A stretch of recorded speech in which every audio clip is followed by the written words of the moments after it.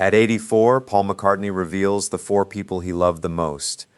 I've heard Paul McCartney talk about the Beatles more times than I can count, but when he talks about the people he loved, the story suddenly feels much more personal. Because when you get to a certain age, the records matter less than the people you remember when the room gets quiet, and Paul has lived long enough to understand that. He has written hundreds of songs, performed for generations, and spent most of his life surrounded by famous people. But when the question becomes, who did you love the most? The answer isn't really about fame. It's about who changed you. And four names stand out. The first is George Martin. I think this one makes perfect sense. Before the Beatles became the Beatles, they were four young musicians with enormous confidence and very little idea of what was coming. George Martin could have simply told them what to do. Instead, he listened. That detail says a lot. Paul remembered how the band would bring him an idea, and Martin wouldn't immediately shut it down just because it sounded strange. He'd say, essentially, let's see. Sometimes the experiment worked. Sometimes it didn't. But he gave them room to discover what they were capable of, and I think that's one of the most important things an older person can give a younger person, permission to try. Paul didn't just see Martin as the man behind the glass at Abbey Road. He saw someone who helped shape the musicians themselves. That's why, decades later, the memory isn't really about the records. Paul remembers the quiet man sitting there, listening to four young men trying to figure out what came next. And then there's Linda. This one is completely different, because George Martin helped shape Paul's music. Linda helped shape his life. When Paul met Linda, she wasn't impressed simply because he was a Beatle. And honestly, I think that's one of the things he loved about her. Around her, he could just be Paul. Not the famous Paul McCartney. Not the man from the Beatles. Just a husband and a father. Their life together wasn't always the glamorous story people imagined. There were ordinary days. Cooking, family, time away from the noise. And those ordinary moments eventually became some of Paul's most valuable memories. Linda also had to deal with criticism when she joined Wings. People judged her playing. They judged her presence on stage. They had opinions about almost everything. But she kept going. I find that part especially moving. Because imagine standing in front of thousands of people while strangers are waiting for you to fail. Linda did it anyway. And when she became seriously ill, Paul's world changed. The touring, the records, the public attention, none of it could compete with what was happening at home. After losing someone you've loved for decades, there isn't really a perfect way to move forward. You just do. You look after the family, you get through the next day, and somehow, life continues. But the person doesn't disappear. They show up in memories, in photographs, in places around the house, sometimes in a song. That is why Linda belongs on this list. Not because she was part of Paul's famous life, because she was part of his real life. Then there is John Lennon. And this is where Paul's story becomes almost impossible to separate from music. Paul first met John when they were young in Liverpool. Neither of them knew what was ahead. They weren't thinking about becoming legends. They were just two kids who loved music, and eventually they became songwriting partners. Paul has described those writing sessions with a kind of affection that goes beyond the songs themselves. They could disagree. They could argue. John could be unpredictable. But Paul remembers the laughter. That's what stands out to me.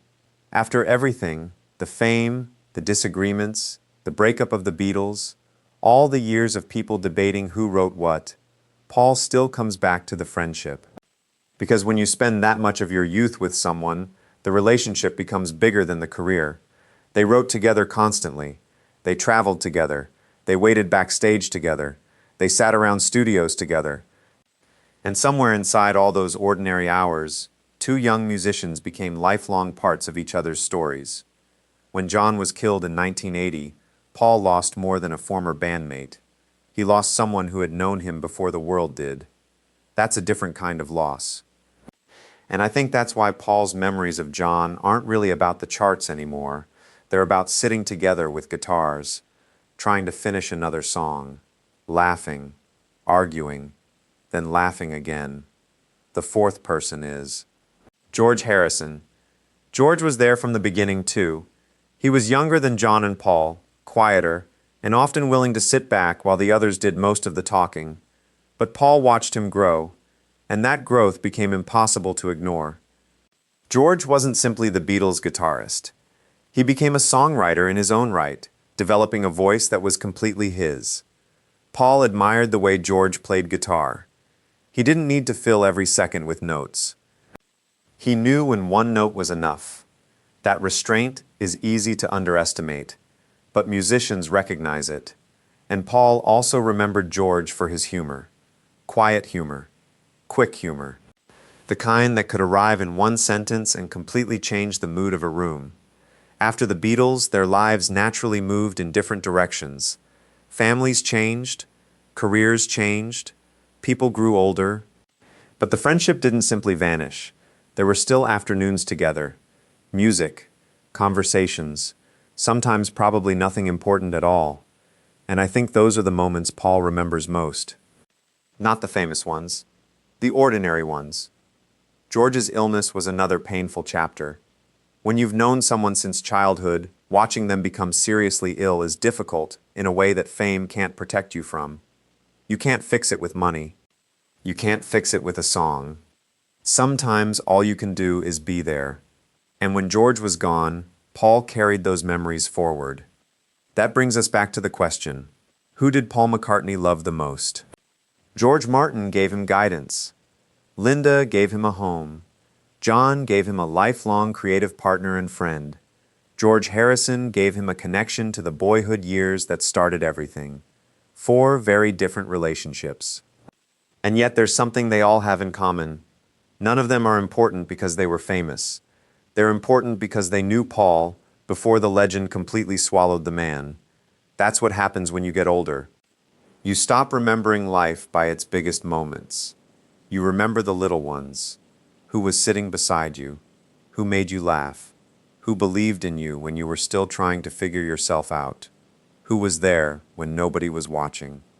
Paul McCartney got almost everything a musician could dream of. Fame, money, records, history. But I think the older he gets, the more obvious it becomes that those things aren't what he holds closest. It's the people. George Martin, Linda, John, George. Some are gone now. Some memories are decades old. But that's the strange thing about love. A person can leave your life and still remain part of the way you see the world. And maybe that's the real legacy of Paul McCartney. Not the number of songs he wrote, not the stadiums he filled, not even the Beatles. It's that after all these years, when he looks backward, he doesn't seem to see a career first. He sees faces. He sees friends. He sees family.